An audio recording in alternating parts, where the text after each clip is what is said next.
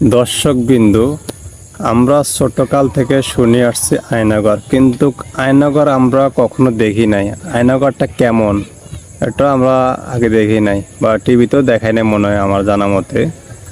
কিন্তু এখন বর্তমান দ্বিতীয়বার যখন ছাত্রছাত্রী এবং তাদের অভিভাবক সহকারে বাংলাদেশ স্বাধীন করছে, তখনই আয়নাঘরের সন্ধান বেরিয়ে আসলো।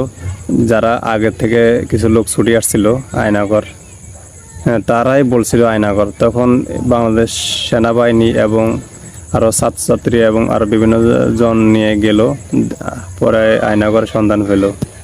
দেখি তো আয়নাঘরটা এত একটা ভয়ঙ্কর, দেখেন আন্ডারগ্রাউন্ডে আয়নাঘর করা হয়েছে। রুমগুলো এত ছোট, একটা মানুষ খালি লম্বাই শুইতে পারবে, চারিদিকে গড়তে পারবে না, সে স্বাধীনভাবে চলতে পারবে না, এমন একটা ঘর, বাথরুম। এইভাবে মানুষকে যোগে যোগে এই আয়নাঘরের ভিতরে বন্দি করে রেখেছিলেন